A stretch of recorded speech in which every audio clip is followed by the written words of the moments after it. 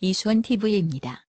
조갑재 대표가 지난 29일 우파 정치 지도자 및 관료들, 시민 세력 등에 대해 문제점을 지적하며 우파 정치판을 한번 갈아엎을 필요가 있다고 말했습니다. 새겨들어야 할 발언들이 많아 조 대표의 발언들을 정리해봤습니다. 이하 발언은 조 대표의 논평입니다. 우파 분열이냐 아니냐, 논쟁이 뜨겁다. 이를 계기로 우파 정치판을 한번 갈아엎을 필요가 있다는 생각이 든다.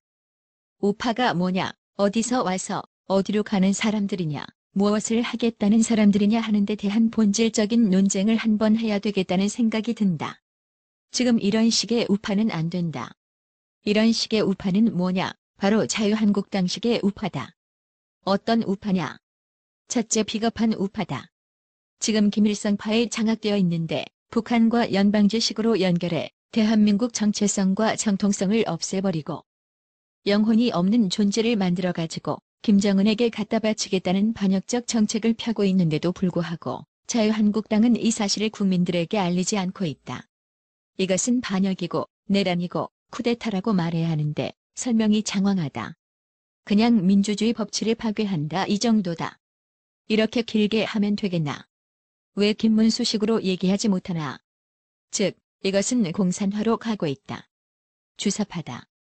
주사파가 대한민국을 장악했다. 공산화 세력과 자유한국당이 싸움을 피하고 있다. 김문수는 바로 이런 부분을 가감없이 얘기한다. 빨갱이는 새빨간 거짓말을 한다는 뜻이다. 공산주의라는 뜻도 있다. 이래서 한국 보수를 반성할 필요가 있다. 그간 한국 보수는 이승만의 공산주의 대한 절대 악의 시각, 박정희의 자주국방 노선을 버렸다. 그 후 북한의 핵 문제를 어떻게 다루었나?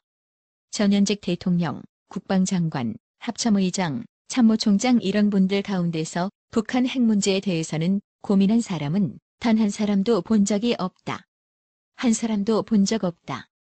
다 미국이 알아서 할 문제다는 한 발 빼는 식이었다. 이것을 우리 민족의 국멸과 관계되는 절대적인 문제라고 심각하게 고민하는 사람은 한 사람도 본 적 없다는 게 나의 고백이다. 북한의 핵무장력을 축소평가했다. 과소평가해왔다. 그러나 2013년부터 갑자기 북한의 핵실전 배치하는 상황이 되었다고 얘기하니 참 황당한 느낌이 들었다. 그간 북한 핵 능력을 아무것도 아닌 것처럼 한 것은 핵 문제를 자기의 문제로 생각하지 않았기 때문이다. 핵 문제를 자기의 문제로 생각했으면 항상 북한 핵 능력을 오히려 과대평가해야 한다. 이명박은 2009년 외신 기자와 인터뷰에서 북한에 우리의 그 많은 금품을 보낸 것이 핵 개발에 사용되었다고 얘기했다. 그러면 도와준 사람이 있다면 잡아야 되는 것 아니냐. 핵 간첩이 있다는 것도 얘기해놓고 수사도 하지 않고 국정조사도 하지 않았다. 칼자루를 갖고 있을 때 반역자들을 처단하지 못한 게 그들이 칼자루를 잡도록 했다. 이회창, 이명박, 박근혜, 황교안으로 이어진 보수 정당 지도자들에 대해서 이 사람들이 잘못할 때 왜 우파 사람들은 문재인 비판하듯이 이 사람들에게 비판하지 않나.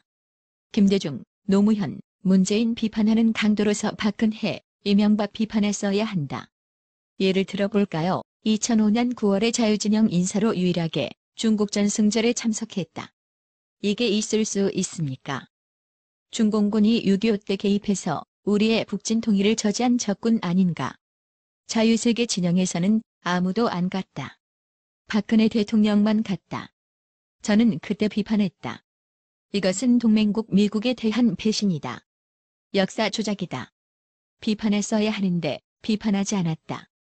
똑같은 차원에서 이명박 대통령의 중도 실용주의를 비판하지 않았다. 중도 실용주의가 뭡니까? 좌익 한때 굴복하겠다는 것 아닌가? 또 황교안 대표가 유승민과 야합해가지고 자유한국당을 사실상 해체하겠다고 자당 대통령을 탄핵해가지고 몰아서 좌익하고 손잡았던 배신, 이념적 배신자 유승민과 손잡는 황교안에 대해 왜 비판하지 않나? 비판했어야 한다. 비판하지 않으니 결국 어떤 현상이 벌어졌나? 배신감을 느낀 우파 세력, 전광훈, 김문수 세력이 새로운 신당을 만들겠다고 한다. 물론 황교안, 유승민이 손잡으면 그게 도로 탄핵당이 되는 것이다. 이것으로 선거는 끝난 것이다. 그런데도 무슨 계산인지 손잡으면 이길 수 있는 예상을 하는데 이게 계산이 맞나? 보수와 중도가 대통합을 해야 이길 수 있는데 보수가 통합한다면서 유승민과 손잡는 순간부터 자유한국당 지지율이 떨어지고 있는데 통합해서 당을 만들면 더 떨어진다는 것 아닌가? 만들면 시너지 효과가 나와 올라가야 하는데 더 떨어진다. 지금 여론조사가 그렇게 나오고 있다. 50에서 60대가 황교안 지지를 버리고 이탈한다. 그러니깐 선명 우파 정당을 만들겠다고 하니깐 황교안 비판하지 않는 사람이 이제는 전광훈, 김문수 비판하고 있다. 근데 우파 분열은 누가 시켰나? 황교안이 정통 보수 세력과는 일체 대화도 하지 않고 보수를 배신한 유승민과 대화를 하면서 유승민 페이스로 끌려가니깐 그때 보수가 분열될 거다.